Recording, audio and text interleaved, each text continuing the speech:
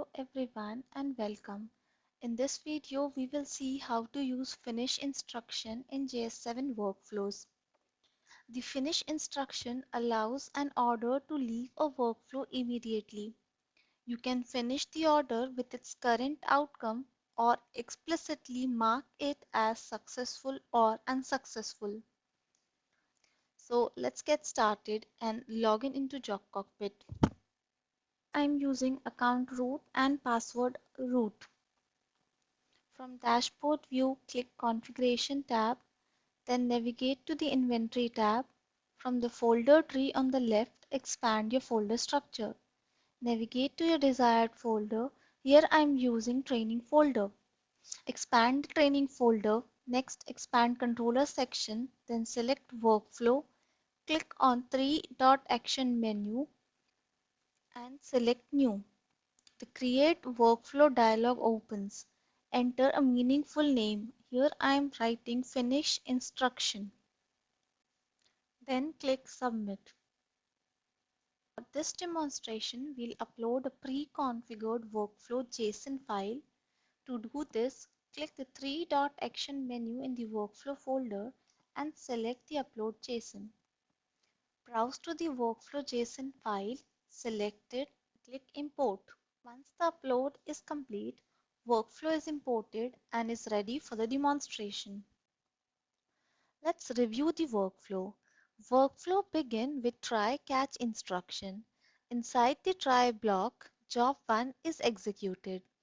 In this example, job 1 is configured to fail intentionally. Normally, when a job fails inside the try block, the order assumes an unsuccessful outcome. However, instead of stopping the workflow, the catch block handles the error. Once the error is caught successfully, order outcome changes back to successful. Inside the catch block, you will notice a finish instruction.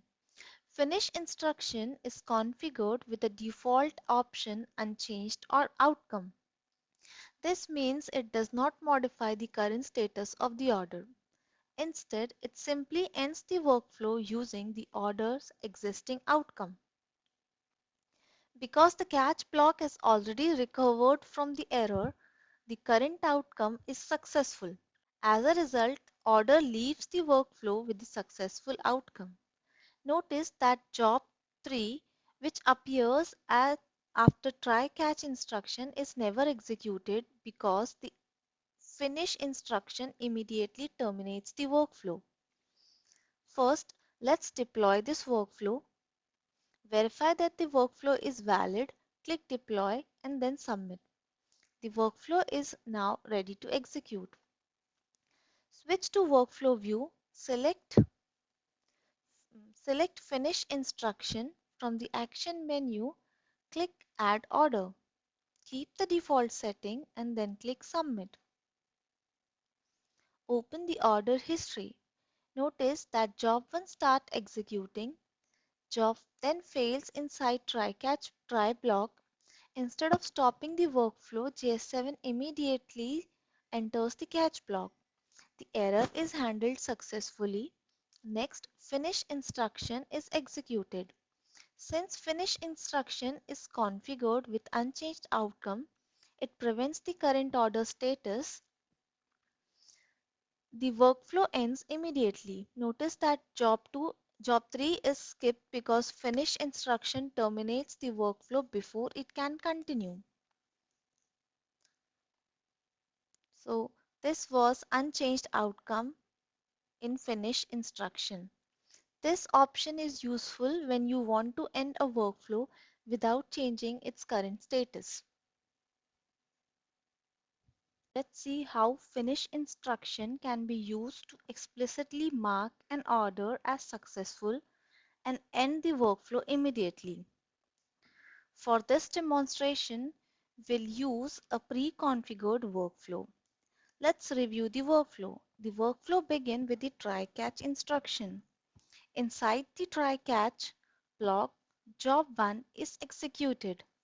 If job 1 encounters an error, the catch block handles the exception, allowing the workflow to continue. After the try catch instruction, the workflow reaches an if instruction. This instruction evaluates a condition based on the result of the previous processing. If the condition evaluates to true, the workflow follows the left-hand branch. This branch contains a finish instruction, the, which is configured with successful outcome option. Notice that label named success has been configured for this finish instruction. When this finish instruction is executed, the workflow immediately ends and the order is explicitly marked as successful. The remaining workflow is skipped. If the condition evaluates to false, workflow follows a right-hand branch where the different finish instruction is executed. Click outside the property panel, verify that the workflow is valid, click deploy, and then click submit. Workflow is now ready to execute. Switch to workflow view, select finish successful workflow. From the action menu, click add order. Keep the default settings, then click submit. Open the order history. Notice that the workflow starts by executing job 1. Workflow then evaluates if instruction. In this example, the condition evaluates to true. As a result, workflow enters left-hand branch. Finish instruction configured with successful outcome is executed. The workflow immediately terminates. No additional instructions are executed after the finish instruction. Order is recorded in the order history with the successful status. The successful outcome option allows you to terminate a workflow at any point while explicitly making the order as successful. Ahead, you can similarly configure finish instruction with unsuccessful outcome option. When this option is configured, the workflow immediately terminates when the finish instruction is executed, and the order is explicitly marked as unsuccessful. You can optionally specify a message to indicate the reason for finishing the order. This message is recorded with the order details and can be helpful for monitoring and troubleshooting. And here we come to the end of this video. Thank you for watching and see you in the next video.